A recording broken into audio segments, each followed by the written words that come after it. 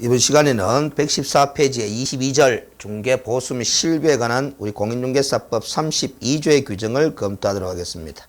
자, 114페이지 윗부분에 보시면은 국토교통부 전자민원 사례가 소개되어 있고 판례도 소개되어 있고 한데 이 전체적인 취지를 설명해 드리면은 지금 우리가 공부하고자 하는 32조의 중개보수에 관한 규정은 중개 업무 수행에 대한 대가 규정이다라는 거죠. 그런데 우리 개업 공인중개사는 중개 업무 이외에 다른 업무도 한다라는 거죠. 겸업 업무도 한다라는 거죠. 그러면 그 겸업 업무는 결국 중개 업무가 아니기 때문에 겸업 업무 수행해주고 받는 대가에 대해서는 지금 우리가 공부하고자 하는 32조에 규정되는 중개보수에 관한 규정을 적용할 사안이 아니다라는 취지의 사례들을 한 3가지 정도 소개해 둔 거 있습니다. 그래서 우리가 권리금을 알선하는 것은 중개행위에 해당하지 않는다라고 학습을 했었죠. 그런데 현실에서는 권리금을 알선해 준 대가로 일정한 보수를 받게 되는데 그 보수는 중개보수라고 볼 수가 없지 않느냐라는 거죠. 그러면 지금 우리가 공부하고자 하는 공인중개사법상의 보수에 관한 규정이 적용되지 않기 때문에 다른 법에서 특별히 제한하지 않는 한 이 권리금 알선에 대한 대가는 당사자 간의 약정에 의해서 보수를 지급받게 된다. 이렇게 이해를 하시면 됩니다. 이런 부분도 보면은 개업 공인중개사가 행한 행위가 중개행위냐 아니냐 여부가 상당히 중요하게 작용한다라는 거죠. 이거는 지지난 시간에 점검했던 개업 공인중개사의 손해배상 책임의 귀책 사유에 있어서도 보면은 개업 공인중개사의 중개행위의 고의과실로 인하여 거래당사자에게 재산상 손해를 발생시킨 경우에 우리 공인중개사법 30조 1항에 따른 손해배상 책임이 성립되는 거죠. 그럼 중개행위가 아닌 행위에 고의과실로 인해서 거래당사자에게 재산상 손해가 발생했다라면 공인중개사법 30조 1항에 따른 손해배상 책임을 물을 수는 없게 된다라는 거죠. 그러면 일반법인 민법의 규정 750조에 따른 불법행위에 기한 손해배상 책임 여부를 별도로 논할 필요가 있는 부분이 되는 겁니다. 자, 그래서 구체적으로 우리 공인중개사법상의 중개보수에 관한 규정이 어떻게 되어 있느냐 한번 보면은 32조 1항에 간단합니다. 개업 공인중개사는 중개 업무에 관하여 의뢰인으로부터 소정의 보수를 받는다. 의뢰인으로부터 보수를 받는다. 그 의뢰인으로부터 보수를 받기 때문에 의뢰인이 존재하지 않으면 아무리 중개 행위를 했다 하더라도 보수를 받을 수 없는 상황이 되는 거죠. 그래서 의뢰인이 있느냐 없느냐의 문제는 결국 중개계약 체결을 맺은 바가 있느냐 없느냐, 중개계약을 체결한 바가 있느냐 없느냐에 따라서 의뢰인이 존재하느냐 여부가 판단되는 거죠. 다만 개업 공인중개사의 고의 또는 과실로 인하여 의뢰인 간의 거래가 무효 취소 해제된 경우는 그러하지 아니하다 이났습니다. 그래서 일단 개업 공인중개사의 중개행위로 체결됐던 그 거래계약이 개업 공인중개사의 고의 과실이 없이 거래 당사자 간의 사정으로 무효 취소 해제가 된 경우에는 개업 공인중개사의 보수 청구권은 소멸되지 않는다라는 겁니다. 보수를 받을 수 있다라는 거죠. 그러나 현실에서는 받기가 상당히 어렵겠죠. 그러나 법리적으로는 받을 수 있게 되는 겁니다. 자, 그리고 이 중개보수에 대한 어떤 성격이나 그리고 중개보수 청구권의 발생 근거나 행사 근거에 대한 이론적 검토를 좀 판례와 더불어서 해보면은 양갈로 1번에 보시면은 중개보수는 중개행위 완성에 대한 반대급부적인 성격을 지니는 대가에 해당한다. 이렇게. 근데 중요한 점은 중개행위 완성에 대한 대가입니다. 그래서 우리가 용어 정의할 때도 언급이 되었지 싶은데 중개행위를 한다는 것과 중개행위를 완성시키는 것은 구별하셔야 된다 이 말이지. 아무리 중개행위를 했다 하더라도 중개 완성이 되지 않았다면 보수를 청구할 수 없게 된다라는 논리가 됩니다. 그래서 중개 완성이라는 것은 거래 당사자 간의 거래 계약의 체결이 이루어져야 중개 완성됐다라고 할 수 있다는 거죠. 그래서 개업 공인중개사가 아무리 성실하게 중개행위를 했다 하더라도 거래 당사자 간의 거래 계약 체결에 관한 합의가 없으면은 중개 행위는 있었지만 중개 행위가 완성되었다고 볼 수는 없다라는 겁니다. 자, 그리고 우리 이 중개 보수의 어떤 그 법적 성격 안에서 대법원 판례, 오래전의 판례지만은 우리가 의뢰인과 개업 공인중개사 사이에 중개계약을 체결하면서 보수 지급에 관한 약정도 일반적으로 하는 것이 맞지만은 실무상으로는 중개행위에 관한 합의만 하고 중개행위 완성에 대한 대가인 중개보수 지급에 관한 약정을 하지 않는 것이 일반적인 현실인데 이 경우에 이제 중개행위가 완성이 됐을 때 보수 청구권 행사에 사실상 분쟁이 발생하게 되는 거죠. 그와 관련해서 우리 대법원 판례는 중개계약 체결 시에 개업공인중개사와 중개은행 간에 보수 지급에 관한 약정이 없었다 하더라도 개업공인중개사는 자신이 의뢰받은 중개인을 완성시키기만 하면은 상법상 상인의 보수 채용권을 행사할 수 있는 개업공인중개사도 상인이기 때문에 상법상 상인의 보수 채용권을 행사해서 보수를 받을 권리가 있다라고 판단한 겁니다. 그래서 보수 지급에 관한 명확한 약정이 사전에 없었다 하더라도 중개인을 완성시킨 것이 인정되면 상인으로서의 보수를 받을 수 있다 이렇게 판단한 겁니다. 그리고 115페이지에 그 개업공인중개사의 중개보수 청구권의 발생과 행사 이렇게 제목을 구분해 놨는데 이 점은 우리 중개보수 청구권이라는 것은 정지조건부 권리라고 봐야 됩니다. 왜냐하면은 이 중개계약 자체가 이 중개계약 자체가 정지조건부 계약이죠. 정지조건부 계약이다. 이렇게 설명한 바가 있습니다. 왜냐하면 중개계약의 당사자는 의뢰인과 개업공인중개사인데 이 두 사람이 어떤 내용으로 합의한 것이 중개계약이라고 했느냐 하면은 중개행위에 관한 합의를 한 거죠. 청약을 하고 승낙을 한 겁니다. 또 다른 의사표시 합의도 봤다라는 거죠. 보수 직업에 관한 합의도 한다라는 거죠. 그 조금 전에 이야기했던 그 상인의 보수 채용권에 관한 판례는 이 중개계약을 체결하면서 중개행위에 관한 합의는 했지만 보수 지급에 관한 명확한 합의를 하지 않았다 하더라도 중개계약 관계는 성립이 되고 그 중개계약 체결에서 중개행위를 완성시키게 되면은 이 합의가 없었다 하더라도 상인의 보수채용권 행사에서 보수를 받을 수 있다라는 판례고 지금 공부하고자 하는 이 보수채용권의 발생과 행사 부분은 이 중개계약이 정지조건부 쌍무계약으로서 성립됩니다. 왜냐하면 보수 지급에 관한 합의를 할 때 중개 완성을 조건으로 해서 보수 지급을 합의를 한다는 거죠. 거래가 이루어지면 매매 계약이 이루어지면 임대차 계약이 체결되면 보수를 지급하겠다라고 합의를 하는 것이기 때문에 중개 완성을 정지 조건으로 해서 합의를 한 겁니다. 따라서 그렇게 보면 이 중개 계약은 정지 조건부 계약이 그렇기 때문에 개업공인중개사의 보수 지급 청구권은 정지 조건부 권리가 될 수밖에 없습니다.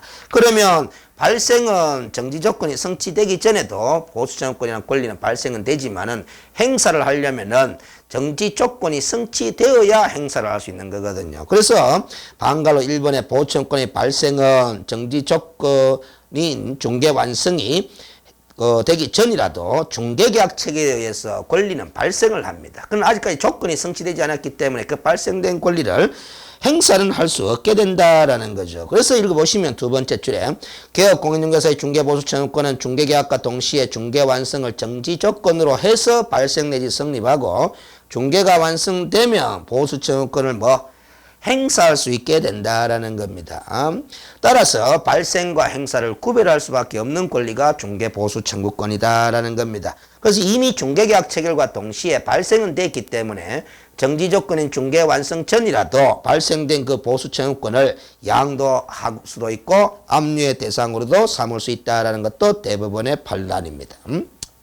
그리고 그 밑에 소개된 판례는 이미 앞에 무등록 중개업에 관한 부분을 강의할 때 소개되었던 판례인데 자격증이 없어서 등록도 하지 않은 채 무등록 상태에서 중개업을 행하는 중개업을 행하는 자의 이런 보수지급 약정, 중개계약 체결하면서 보수지급 약정은 등록에 관한 규정, 즉 강행법규에 위반된 약정으로서 무효인 약정이다 이렇게 본다는 거죠. 따라서 보수청구권을 인정하지 않는다라는 겁니다. 그리고 그 밑에 소개된 한편 부분에 소개된 판례는 좀 어려운 판례인데요.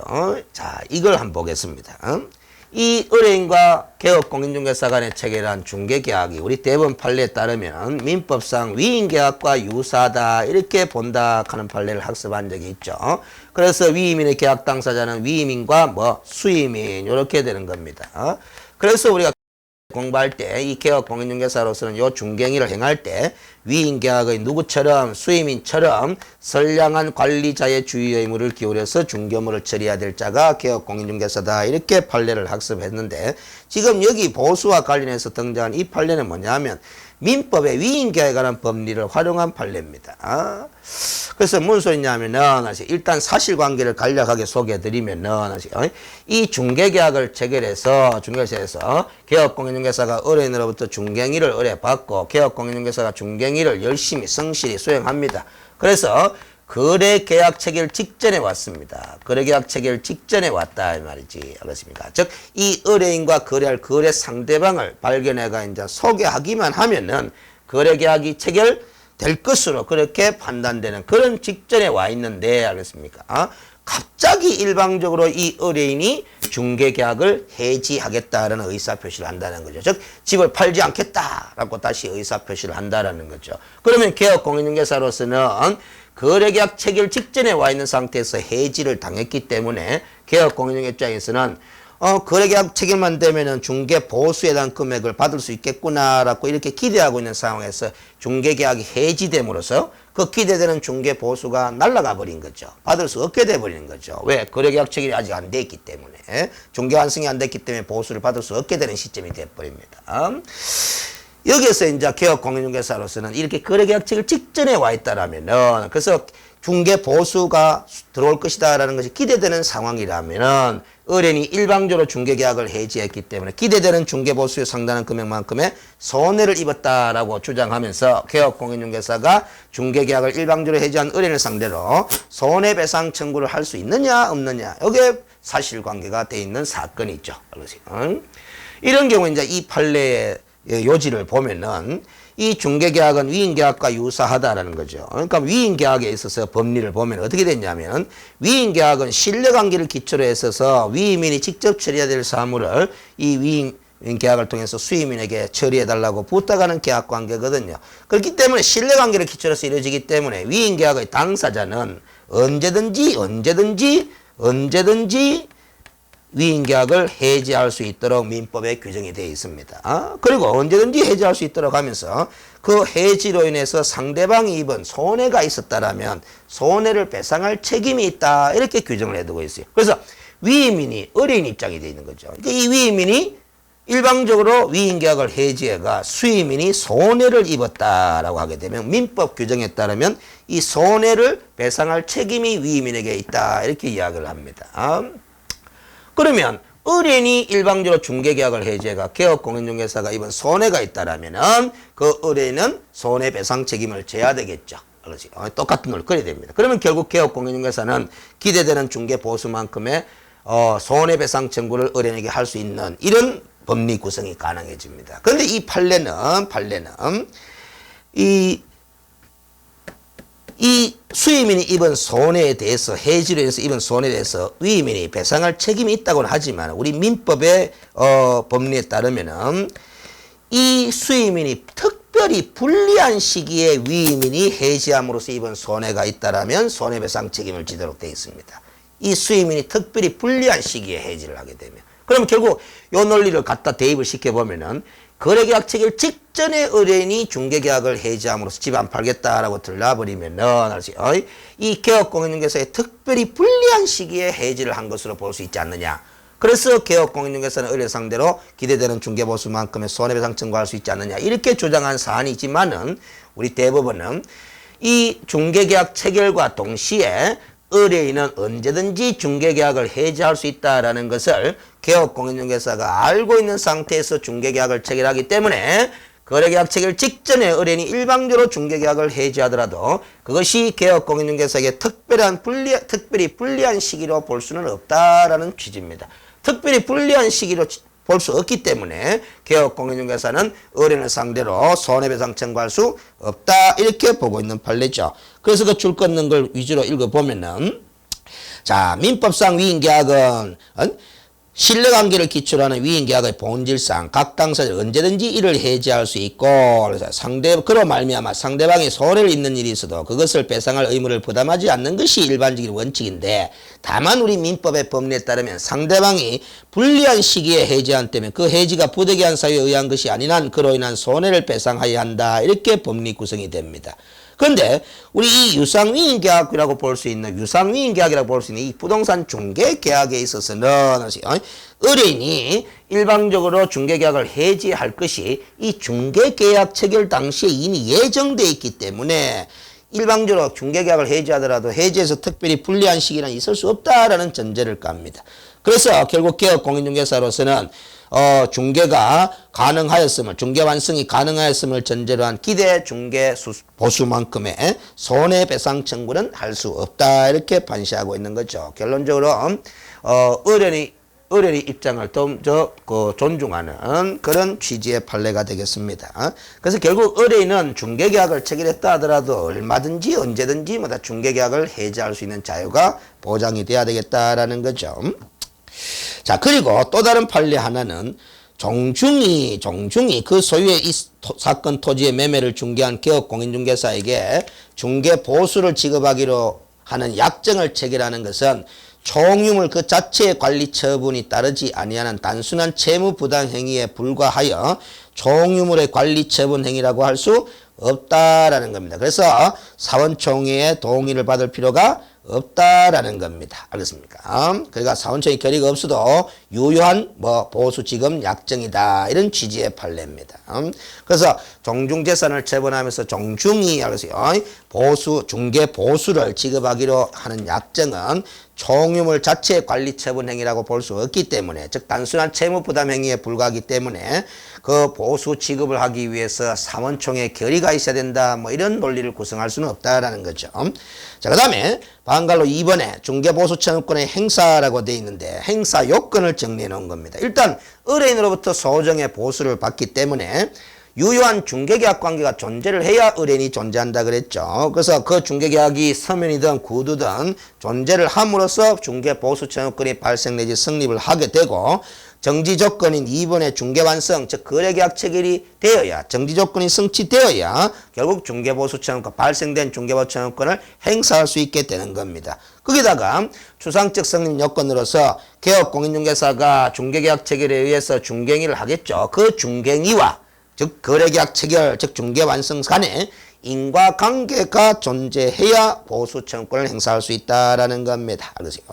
그래서 3번의 판례 사례 하나를 보시면은 매매계약 성립에 결정적 기여를 한 개업공인, 여기서 결정적 기여를 했다라는 것이 바로 중개행위와 매매계약이라는 중개완성 간의 인과관계를 인정할 수 있다라는 겁니다. 그런데 그렇게 결정적 기여를 한 개업공인중개사가 아무런 귀책 사유 없이 매매계약서 작성 단계에서 배제돼 버린 경우, 예를 들어서 실무상 그 거래 당사자들이, 즉 중개거래인들이 개업공인중개사에게 중개보수 지급하는 것을 회피하기 위해서 결국 자기들끼리 개업공인중개사를 배제한 상태에서 만나서 거래계약서를 작성해버리면은 이제 중개보수를 안 줘도 되지 않느냐 싶으지만은 결국 그 거래 상대방을 알선 소개한 기여를 누가 했느냐? 개업공인중개사가 했다라는 거죠. 그래서 이 중개행위와 매매계약 성립 간의 인과관계를 인정할 수 있기 때문에 보수를 받을 수 있다라는 판례 사례입니다.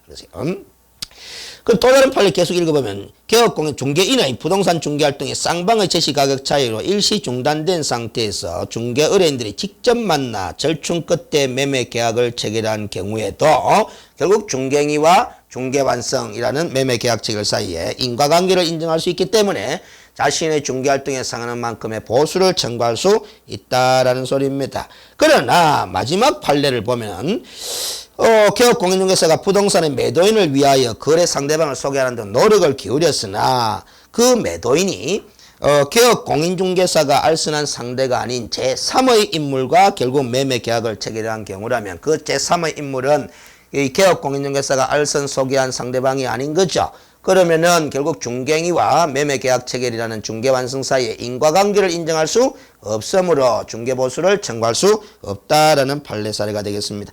그 다음 반갈로 3번은 중개보수 청구권의 소멸은 처음에 지적했다시피 개업공인중개사의 고의과실로 인하여 거래 당사자 간의 거래가 무효 취소 해제된 경우에는 중개보수 청구권이 소멸하기 때문에 받을 수 없죠. 그러나 개업공인중개사의 고의과실 없이 거래 당사자 간의 사정으로 거래계약이 무효 취소된 경우에는 그러하지 아니하다, 즉 중개보수를 받을 수 있다, 그렇게 이야기를 했습니다. 자, 그리고 117페이지로 가보시면은 이 중개보수 청구권의 소멸시효에 관해서 잠시 언급을 하고 있는데, 우리 공인중개사법상으로는 중개보수 청구권의 소멸시효에 관한 규정을 또 두고 있지를 않습니다. 그런데 이 중개보수 청구권이라는 것이 민법상 물권이 아니라 채권에 해당한다고 볼 수 있죠. 그러면 일반법인 민법에 채권의 소멸시효에 관한 규정을 준용하는 것이 옳지 않겠느냐라는 것이 제 개인적인 견해다라는 거죠. 그래서 민법의 채권의 소멸시효는 뭐 단기 채권 소멸시효도 있는데 그 중에서 변호사나 법무사의 보수 청구는 단기 채권 소멸시효 3년을 적용하게 되어 있는데 이 개업 공인중개사의 보수 청구권의 소멸시효도 바로 법무사나 변호사의 보수 청구권에 관한 소멸시효 규정을 적용하는 것이 옳지 않겠느냐라는 것이 제 개인적인 생각입니다. 그리고 반갈로 4번은 최근에 신설된 규정인데 개업 공인중개사 입장에서 상당히 불리한 규정이 신설된 거죠. 지금까지 공부한 바에 따르면은 거래 당사자 간의 거래 계약이 체결되면 중개가 완성된 경우고 따라서 중개 보수를 청구할 수 있다라고 이론적으로 우리가 학습을 했는데 이 규정이 신설되면서 거래 당사자 간의 거래 계약 체결과 동시에 중개 보수를 원칙적으로 받지 못하고 결국 보수의 지급 시기를 우리 시행령에서 어떻게 정하느냐 하면은 개업 공인중개사 의뢰인 간의 보수 지급 시기에 관해서 약정이 있다면 그 약정에 따르지만은 약정을 하지 않으면 거래대금 지급이 완료된 날 중개보수를 지급하라 이렇게 규정을 해두고 있습니다. 거래대금 지급이 완료된 날과는 결국 잔금 지급일이 되는 거죠. 그러면 기존의 중개보수의 지급 시기가 상당히 늦춰지는 겁니다. 거래 계약서를 작성하면서 거래 계약이 체결되면서 거래 계약서를 작성하는과 동시에 우리 중개 보수를 받을 수 있는 상황이었는데 이 규정이 신설되면서 보수 지급 약정을 하지 않으면은 그때 못 받고 잔금 지급 시에 받게 될 수밖에 없다라는 겁니다. 물론 의뢰인과 개업 공인중개사 간의 보수 지급 약정을 통해서 계약 체결과 동시에 중개 보수를 받을 수도 있습니다. 그러나 현실로 가보면 대부분 중개 보수 지급 시기에 관해서 특별히 명확하게 약정하는 경우는 좀 드물거든요. 그래서 우리가 이 규정이 신설되면서 대부분 이제 잔금 지급 시에 보수를 받을 수밖에 없지 않느냐 이런 문제입니다. 그 다음 양갈로 3번에 우리 공인중개사 법령상에 중개 보수의 범위 한도에 관해서 규정을 어떻게 두고 있느냐 이제 구체적인 보수 한도에 관한 규정을 점검을 해야 되는데 이 부분은 정리를 할 때 중개대상물의 종류를 먼저 구분하셔야 됩니다. 중개대상물의 종류, 중개보수의 기준과 한도는 중개대상물을 크게 주택과 주택외로 구분하셔야 됩니다. 주택과 주택외로 구분해야 돼요. 그래서 토지나 상업용 건축물은 다 뭐 공장 같은 주택외로 처리되는 거죠. 근데 주택인 물건을 중개 완성시켰을 때는 국토교통부령이 정하는 범위 내에서 즉 시행규칙에서는 그 범위만 정해두고 각 시도, 특별시, 광역시, 도의 조례로 위임시켜 놨습니다. 조례로 정한다 이렇게 되어 있습니다. 결국 주택인 중개대상물을 거래 성사시키게 되면 중개 완성시키게 되면은 시행규칙이 정하는 그 범위가 한도고 그 한도 내에서 또 시도 조례로 정해놨습니다. 그러면 결국에는 조례가 정하는 기준이 한도가 되는 거죠. 그런데 각 지방자치단체 조례의 내용은 서로 다를 수가 있다라는 것이 법리적인 설명이지만은 실무로 가면은 다 똑같습니다. 그래서 우리 교재에 서울특별시 중개보수에 관한 조례를 소개해놨지만은 120페이지에 이거는 뭐 다른 시도 조례 내용과 동일하다 이렇게 생각을 하시면서 점검하시면 돼요. 자, 그런데 그 국토교통부령은 범위를 어떻게 정해놨느냐를 알아보시면 될 것이고 주택 외인 중개대상물의 경우는 우리 법이 국토교통부령으로 정한다라고 마무리하고 있습니다. 그래서 시도 조례로 위임시켜 놓지를 않았습니다. 그래서 이게 상당히 중요합니다. 주택 외인 중개대상물은 결국 조례와는 관계가 없다. 주택인 중개대상물의 경우는 조례와 직접 적용된다. 이렇게 보셔야 됩니다. 이 국토교통부령의 기준도 점검을 해야 되는 거죠. 하여튼 이 중개 보수에 관한 기준과 한도는 주택인 물건이냐 주택 외의 물건이냐를 먼저 명확하게 구분해 놓고 정리를 하셔야 됩니다. 그래서 반갈로 1번에 보면은 주택인 중개대상물에 대한 중개 보수를 1번에 보시면 국토교통부령이 정하는 범위 내에서 시도 조례로 정한다라고 32조 4항에 정해져 있고 그래서 국토교통부령인 시행규칙 20조 1항에서는 어떻게 범위를 정해놨느냐 하면은 매매 교환의 거래를 성사시킨 경우는 거래금의 0.9% 이내, 임대차 등의 경우에 등은 뭐 전세 계약, 저당권 설정 계약, 지상권 설정 계약 이런 것들이 들어가는 거죠. 거래 금액의 1,000분의 8, 즉 0.8% 이내로 합니다. 그래서 0.9와 0.8% 범위 내에서 시도 조례로 정한다라는 거죠. 그래서 매매 교환의 경우는 0.9, 임대차 등의 경우에는 거래금의 0.8% 범위 내에서 시도 조례로 정하는데 조례 내용까지는 아실 필요가 없다라는 거죠. 자, 그리고 결국 시도 조례가 적용하는데 이 조례가 어느 조례가 적용되는지 기준이 좀 필요합니다. 그래서 3번에 보면은 개업 공인중개사는 주택의 소재지와 사무소의 소재지가 다른 경우가 있죠. 왜냐하면은 법인인 개업 공인중개사와 공인중개사인 개업 공인중개사의 업무 지역 범위가 전국이기 때문에 중개사무소는 서울에 있어도 부산의 주택을 중개할 수 있는 거죠. 그러면 부산시 중개보수조례가 적용되느냐, 서울시 중개보수조례가 적용되느냐, 이 기준이 필요한데 우리 법은 사무소 소재지를 관할하는 특별시 광역시 도조례가 적용됩니다. 그래서 부산의 중개대상물인 주택을 중개 완성했다 하더라도 사무소가 서울에 있으면 서울특별시 중개보수에 관한 조례에 따라서 보수를 받게 되어 있습니다. 자, 118페이지에 보면은 주택 외의 중개대상물의 보수는 이제 국토교통부 영으로 정한다 이렇게 돼 있죠. 그래서 2번에 보시면 주택 외의 중개대상물에 대한 중개보수는 다음 각 호의 구분에 따른다라고 최근에 시행규칙 20조 사항을 개정을 좀 한 바 있는데 그 1호에 보시면은 소위 뭐 주거용 오피스텔입니다. 그래서 우리가 오피스텔은 공부상 용도가 일반 업무시설이기 때문에 주택이 아니죠. 그래서 주택 외의 중개대상물로 분류가 되는데 현실에서는 이 업무용 오피스텔, 업무시설로 분류되는 오피스텔을 사실상 주거의 용도로 사용하는 경우가 상당히 많습니다. 그래서 소위 주거용 오피스텔에 해당하는 경우에는 보수를 조금 낮추기 위해서 이번에 신설을 했죠. 2015년도에. 그래서 그 표를 보시면은 매매 교환의 경우는 0.5%로 임대차 등의 경우는 0.4% 범위 내에서 협의해서 받도록 그렇게 돼 있습니다. 근데 그 표 밑에 보면 2호 해가서 제1호 외의 경우 하는 말은 결국 주거용 오피스텔 이외의 주택 외의 중개대상물 토지나 뭐 공장이나 뭐 이런 것들은 상업용 건축물 이런 것들은 거래 금액의 0.9% 이내에서 의뢰인과 개업공인중개사가 서로 협의해서 이렇게 되어 있습니다. 그래서 우리가 주거용 오피스텔을 제외한 나머지 주택 외의 중개대상물은 매매 교환 거래를 중개 완성했던 임대차 등의 거래를 중개 완성했던 요율이 다르지 않고 거래 금액의 0.9% 범위 내에서 의뢰인과 개업공인중개사가 서로 협의해서 결정을 합니다. 근데 주거용 오피스텔만큼은 매매 교환은 0.5, 임대차 등은 0.4% 범위 내에서 받도록 그렇게 협의해서 받도록 돼 있는 거죠. 그럼 과연 주거용 오피스텔이라 하는 요건을 갖춰야 됩니다. 전용 면적이 85제곱미터 이하이고 상하수도 시설이 갖춰진 전용 입식 부엌, 전용 수세식, 화장실, 목욕시설 이런 것들을 다 갖춘 오피스텔을 소위 주거용 오피스텔이라 그리고 이 주거용 오피스텔의 매매 교환 거래를 중개했을 때는 0.5%, 임대차 등의 거래를 중개 완성했을 때는 0.4% 범위 내에서 협의해서 받도록 이렇게 돼 있는 겁니다.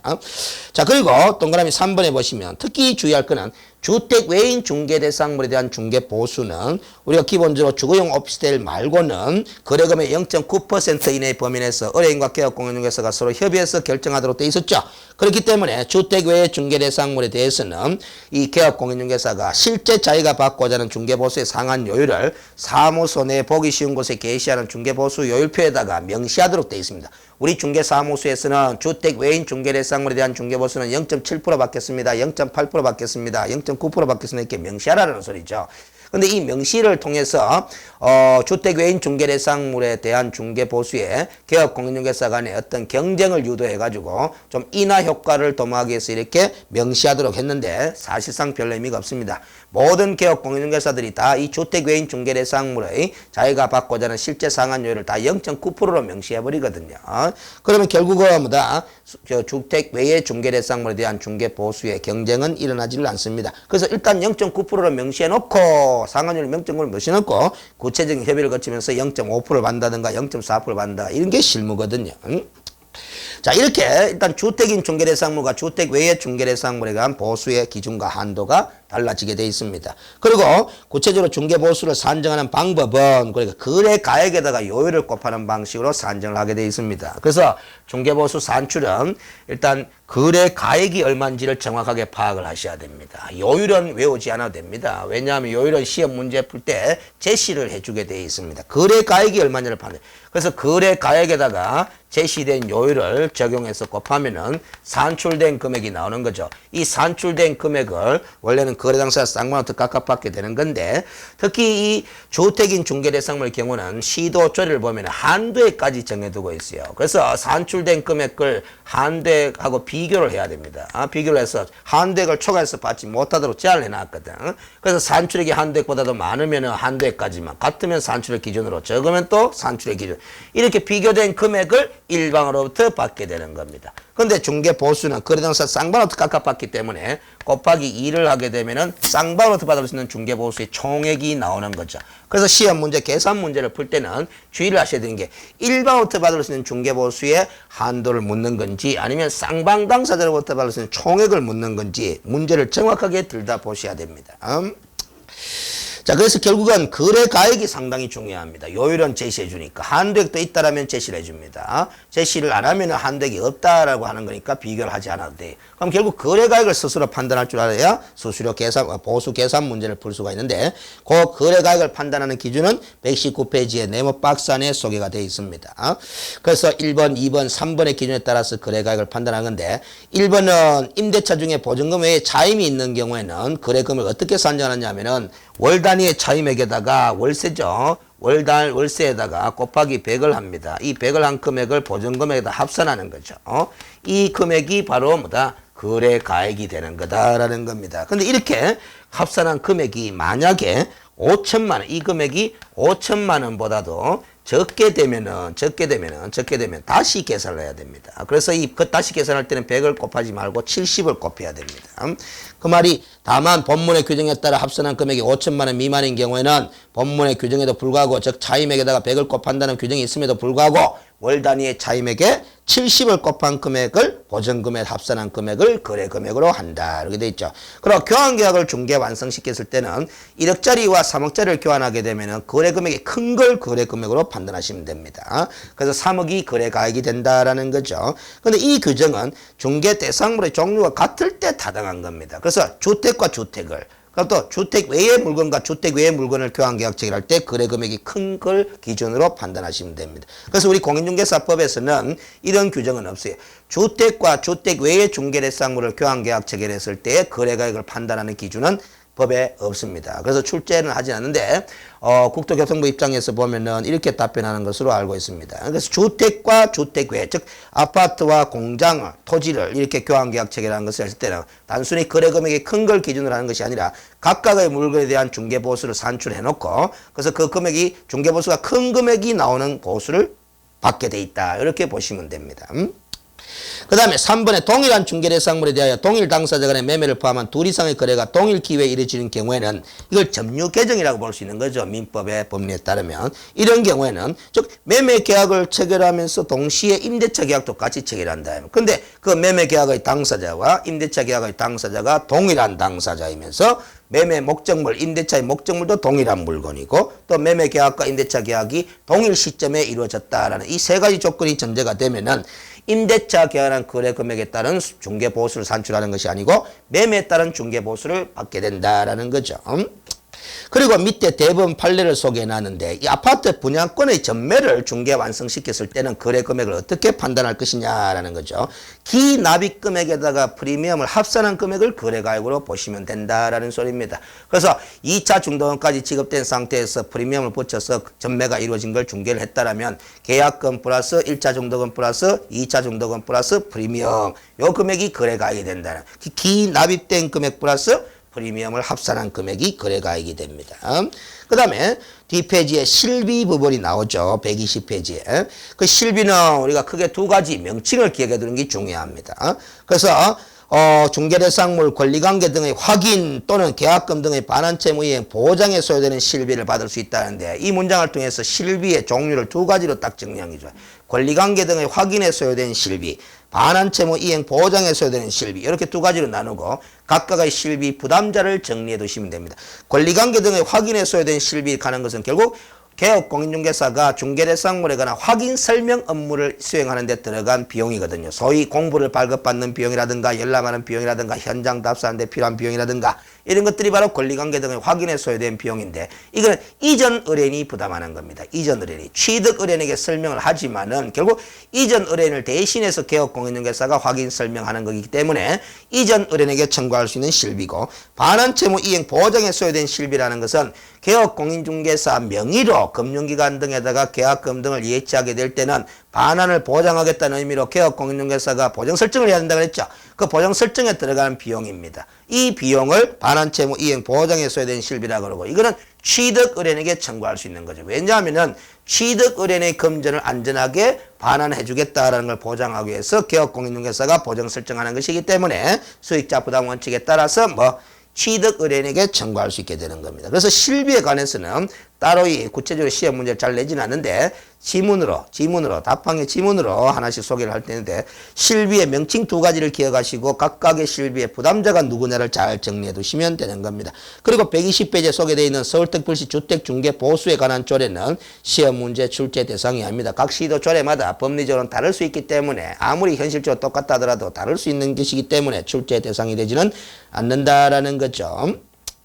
근데 참고적으로 한 말씀 드리면 121페이지에 보면은 주택일 때 이게 적용되는데 그래서 아까 우리가 국토교통부령에서 매매 교환할 때는 0.9% 범위 내에서 시도 조례를 정하고 임대차 등의 경우는 0.8% 범위 내에서 정한다 그러는데 실제로 우리 조례 보면은 0.6, 0.5, 0.4, 0.5 이렇게만 정해놨습니다. 0.9까지 0.8까지 받을 수 있도록 돼 있지 않습니다. 그래서 이 요율 상한이 최고 한도입니다. 실제로 주택일 때는. 그런데 이 표를 보시면은 6억 원 이상 9억 원 미만으로 되어 있고 3억 원 이상 6억 원 미만으로 되어 있죠. 그러면 매매 가격이 9억 원 이상이 되면 어떡할 거냐. 이 표에 없죠. 임대 가격이 6억 이상이 되면 어떻게 될 거냐라는 겁니다. 그렇죠. 그거는 그 밑에 비고란에 보면 나와요. 비고란에. 그래서 우리가 비고란의 2번을 보시면은 9억 원 이상의 주택의 매매 교환, 6억 원 이상의 주택의 임대차 등의 중개대에서는 다음 항목의 규정에 따른다 해서 가목에 보면 9억 원 이상의 매매 교환의 경우는 거래금의 0.9% 이하. 즉 6억 원 이상의 임대차 등의 경우에는 거래금의 0.8% 이하 이렇게 돼 있죠. 결국 이 매매가가 9억 이상이거나 임대가가 6억 이상이 되게 되면은 우리가 국토교통부령이 정하는 최대 요율 즉 0.9와 0.8% 범위 내에서 협의해서 받을 수 있다. 이렇게 이해를 하시면 됩니다. 자, 이렇게 해서 개업공인중개사의 중개보수와 실비에 관한 규정까지 검토를 다 해봤고요. 다음 시간에는 122페이지 23절에 우리 공인중개사법 33조에 규정되어 있는 개업공인중개사 등의 금지행에 관한 규정을 검토하도록 하겠습니다. 다음 시간에 뵙도록 하겠습니다.